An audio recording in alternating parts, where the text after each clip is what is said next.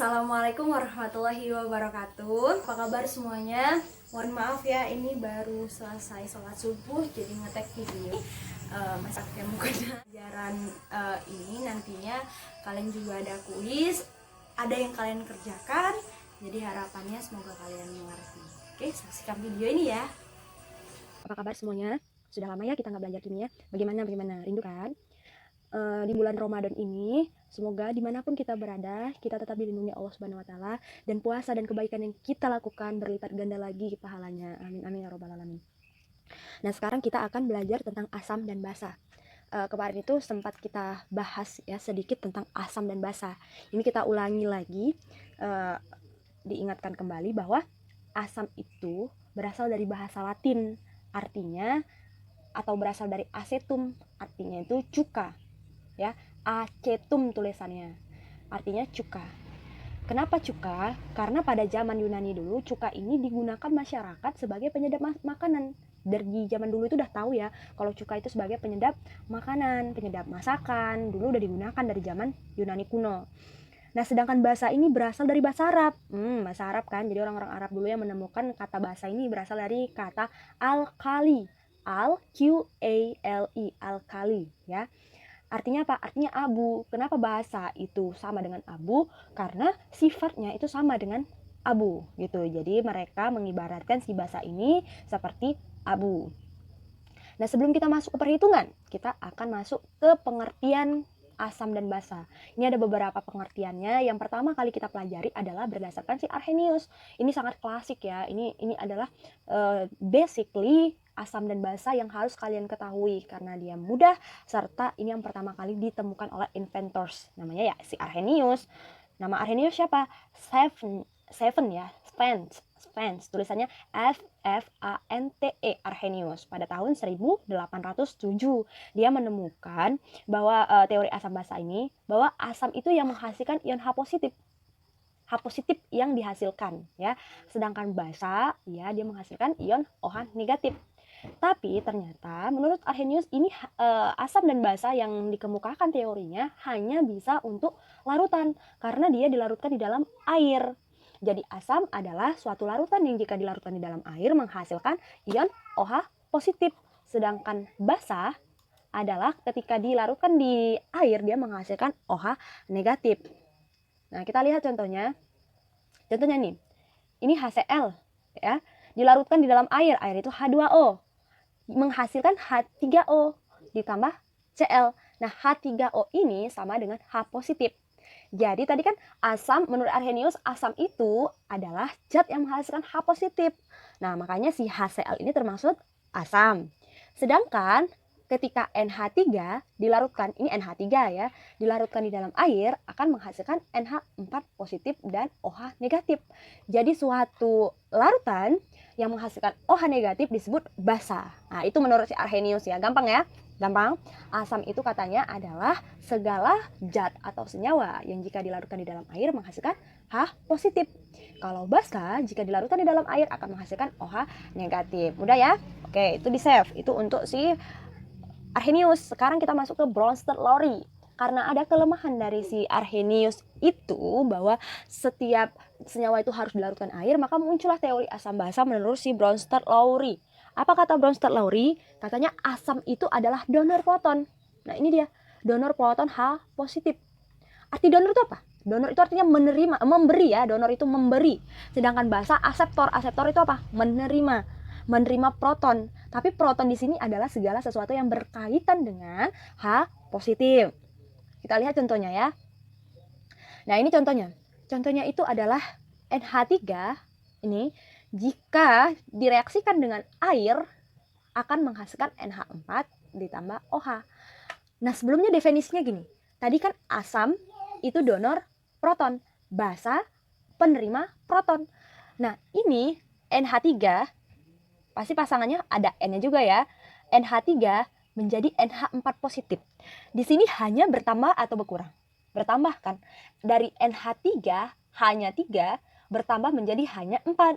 Karena dia bertambah, dia menerima atau memberi? Menerima atau memberi? Dia menerima, ya kan? Hanya 3. Jadi ini jadi ya, jadi 4. H3 jadi 4 berarti bertambahannya. Kalau bertambahannya berarti ada sesuatu yang memberinya. Ada sesuatu yang memberinya sehingga dia menerima. Makanya hanya makin besar. Makanya dia disebut basa karena dia menerima. Nah, ini H2O pasangannya menjadi OH. Di sini hanya 2, di sini hanya 1. Dia berkurang atau bertambah? Berkurang, ya kan? Karena berkurang, dia tuh memberi dikasihnya, diberinya kepada yang lain. Kita nggak tahu sama siapa, pokoknya ya diberinya lah. Karena dari hanya 2 menjadi hanya 1. Karena dia memberi, donor, maka disebut si asam. Tuh, bisa kan membedakannya antara asam dan basa? Oke, selanjutnya ini kenapa ada asam konjugasi, ada basa konjugasi. Nah, asam konjugasi itu kan pasangan si basa. Dia terbentuk karena ada penambahan asam, diberikan si asam. Makanya dia basa ini temennya atau pasangannya si asam konjugasi. Asam ini pasangannya si basa konjugasi. Nah, kita lihat lagi contohnya. Ini ada HCO3. Berarti pasangannya otomatis yang ada C-nya ya. HCO3 dia menjadi CO3. Hanya berkurang atau bertambah? Hanya berkurang. Hilang hanya kan? Kalau hilang hanya atau kurang hanya berarti HCO3 ini basa atau asam? Asam. Nah, sekarang H2O. H2O di sini menjadi H3O. Nah, ini makin bertambah atau makin berkurang hanya? Makin bertambah. Kalau hanya makin bertambah, berarti artinya dia menerima. Menerima itu disebut basa. Makanya yang sebelah kiri ini lihat ya, dia semakin berkurang atau semakin bertambah dari yang sebelah kiri ke sebelah kanan. Oke, itu untuk si Bronsted Lowry. Nah, ini dicatat ya latihannya, dikerjakan di kumpul sebelum hari Senin. Oke, dicatat dulu ya.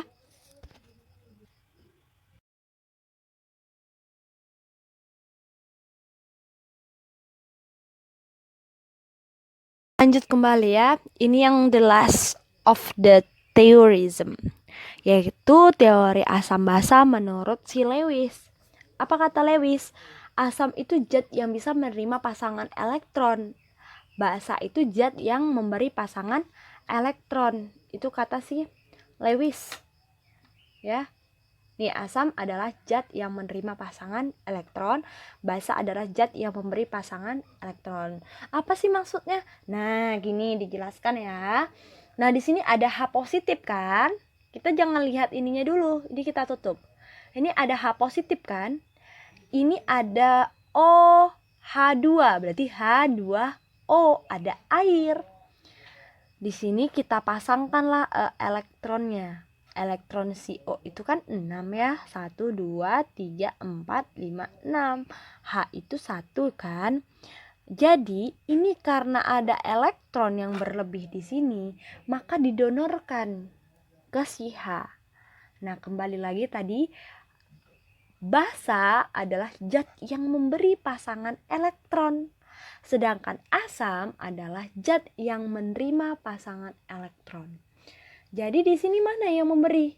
Si OH2 atau H2O yang memberi ke si H positif. Sehingga bisa bersatu dia menjadi OH3. Oke, jadi ini disebut basa, ini disebut asam. Nah, contohnya apa? Ini. Kita lihat ya. Nah, ini dia ionisasi air. Kita sudah menentukan masuk ke penentuan KW. Kekuatan asam basa. Nah, contoh-contoh asam kuat ada di blok ya, udah dibuat di blok. Jadi Anda baca semua yang di blok itu ada contoh asam basa, asam kuat, basa kuat, asam lemah, basa lemah. Nggak perlu dihafal tapi dibaca aja. Nanti kalau ada soal dilihat ke situ ya, bisa di SS atau bisa dibuka kembali nanti bloknya. Selanjutnya kita belajar pH. Nah, pH itu apa sih kira-kira ya? pH itu adalah indikator atau derajat keasaman suatu larutan. Ingat ya, pH itu adalah derajat keasaman suatu larutan atau tingkat keasamannya. Berapa sih tingkat keasamannya? Kan gitu. Nah, yang perlu kita ketahui nih, kalau asam biasanya dia pH-nya itu kurang dari 7. Itu generalisasinya ya. Kalau netral biasanya sama dengan 7. Kalau basa di atas 7. Itu artinya adalah secara generalisasi yang netral itu pokoknya 7 dan netral gitu. Yang di bawah 7 itu artinya asam, yang di atas 7 itu namanya basa. Oke, biasanya pH itu ada pakai pH meter. Nah, pH meter itu gampang, kita tinggal colokkan nih colokannya ya. Ada colokannya, masukkan di larutan, nah terdeteksi gitu. Tapi itu perlu biaya ya, karena kita harus memiliki alatnya ketika kita mengukur pH. Nah, sementara kita bisa loh membuat pH gitu. Bagaimana caranya? Nanti kan cari ya contoh mencari pH atau cara membuat pH. Nah, ini salah satunya setelah diukur pH dari minuman ini ternyata asam. Ini asam ya, 2,8, ini 2,9, ini 3. Berarti segala sesuatu yang atau larutan atau zat yang di bawah 7 artinya asam. Nah, ini adalah darah.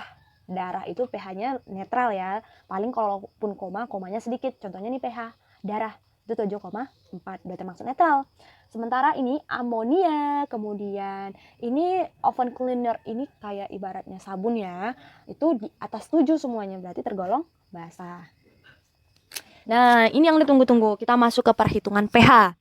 pH itu rumusnya min log H positif. H positifnya ini apa artinya? Molaritas, ya Bu. Ini artinya konsentrasi. Ingat, yang dalam kurung ini artinya molaritas atau konsentrasi. Itu cari pH. Kalau POH, min log konsentrasi OH negatif. Dan pH ditambah POH sama dengan 14. Nah, ini yang tadi yang dijelaskan ya. Kalau dia pH, pH biasanya dia bisa di bawah 7, bisa di atas 7, tergantung apakah H positif yang diukur atau OH negatif. Kalau dia nanti yang diketahui reaksinya itu asam, berarti kita pakai pH. Tapi kalau misalnya yang diketahui si larutan basah, berarti kita gunakan POH. Kalau asam lemah karena sedikit yang terionisasi, jadi dia pakai rumus tadi asam basa kuat ya, asam basa lemah ini. Ka sama dengan H positif dikali A negatif per konsentrasi Ha. Itu bisa dicari ini ya, yang ini rumusnya. H positif sama dengan akar dari ketetapan asam dikali konsentrasi asam. Nah, kalau basa lemah kebalikannya. Kalau tadi Ka asam berarti Kb untuk basa, ketetapan ya, ketetapan. Kalau yang ini konsentrasi. Oke, sekarang kita mulai soal yang pertama ya. Tentukan harga pH larutan 0,01 mHCl. Berarti kita buat diketahui HCl 0,01 molar. Nah, ini molarnya, konsentrasinya ya. Ini konsentrasinya, konsentrasi, dan ini adalah senyawanya. Kalau HCl dia senyawa asam kuat. Kalau asam kuat dalam menghitung pH-nya, yang ditanyakan pH ya, yang ditanya pH, dalam menghitung pH-nya kita butuh apa? H positif dulu kan?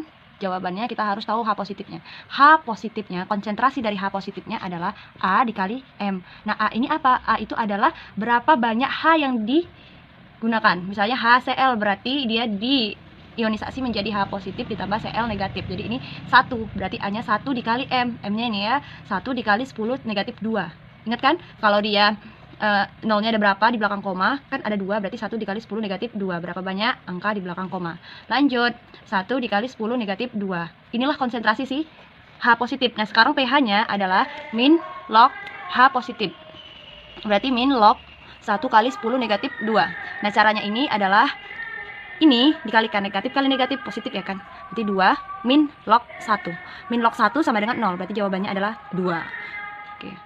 Ya, di soal nomor 2, tentukan harga pH larutan. Pertama diketahui dulu, kita buat biar jangan bingung. H2SO4 0,02 M. Ini molaritas atau konsentrasi. Kemudian ini si senyawa asam kuat. Nah, yang ditanya adalah si pH juga. Nah, kita jawab, kita ionisasi ya, kita ionisasi H2SO4-nya dulu biar kita lebih mudah menentukan berapa A yang digunakannya. H2SO4 kalau diionisasi menjadi H itu tetap positif ditambah SO4 2 negatif. Nah, di sini H-nya ada 2 di sampingnya kan. Berarti 2 lah, A sama dengan 2. Oke. Sekarang kita masuk ke rumus H positif. H positif karena kalau mencari pH harus ada H-nya kan. H sama dengan A dikali konsentrasi M ya, konsentrasinya. Konsentrasi senyawanya. Berarti A-nya berapa? 2. M-nya berapa? 0,02.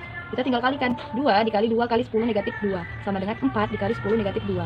Ini untuk H positif. pH-nya sama dengan min log 4 kali 10 negatif 2, min log H. Berarti 2 min log 4. Nah, log 4 berapa? Log 4 berapa? 0,6, berarti berapa? 1,4. Ini pH-nya.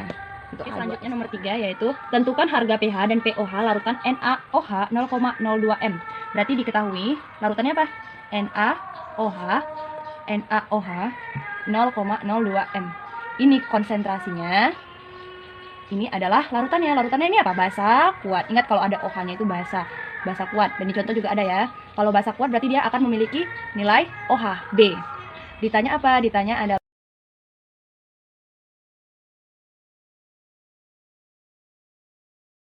larutan LOH mempunyai nilai OH negatif sebesar 2 kali 10 pangkat negatif 3. Maka berapa konsentrasinya? Berarti yang diketahui adalah si nilai OH-nya ya. OH negatifnya sama dengan 2 kali 10 min 3. Senyawanya LOH. Ingat kalau senyawa ada OH-nya dia termasuk golongan basa. Yang ditanya apa? Yang ditanya adalah konsentrasinya. Konsentrasi si LOH. Jawab ya, kita jawab. Kan awalnya kalau kita mau mencari OH negatif itu sama dengan B dikali konsentrasi senyawanya kan. Senyawanya misalnya LOH. Nah, sekarang kita diketahui OH-nya diketahui, tapi kita suruh mencari LOH-nya.